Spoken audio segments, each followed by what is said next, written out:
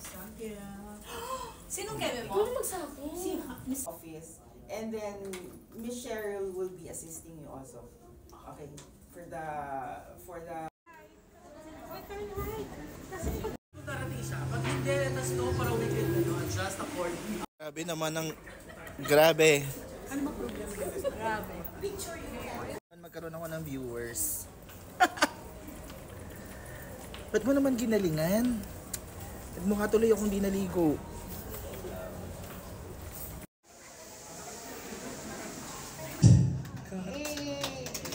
There you go. Congratulations.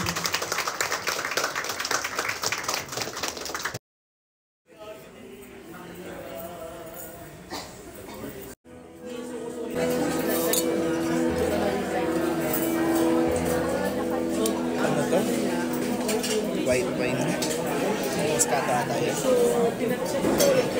Eh? Natapang. Ang bumili nito alak na to. Kayo ba?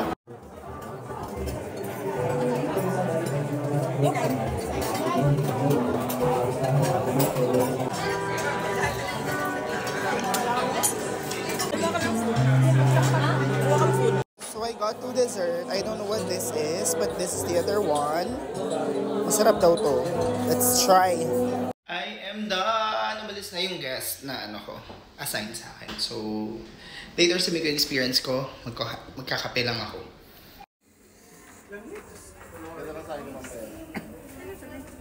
Spanish pa rin.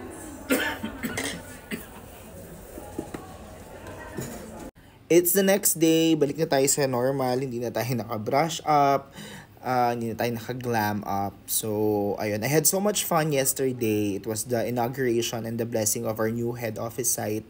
I had so much fun. It was also tiring at the same time. It was a new experience for me. If there's something that I like about my job is that I get to do my role, my job as part of recruitment, and there are side things na pwedeng gawin, like yun yung pagiging usher and other activities. Hindi lang naman kasi yun yung activities na sometimes na hihiram ako. Minsan, di ba, nag-host ako, na-post ko na rin yun dito.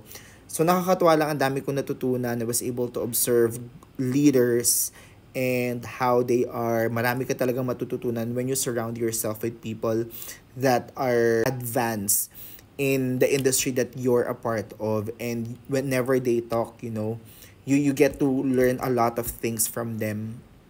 And that's what happened to me yesterday. I'm so happy that I'm given that opportunity, and I hope na magkaroon ulit ng panibagong mga task na exciting na I'm looking forward to. Yun lang, share ko lang.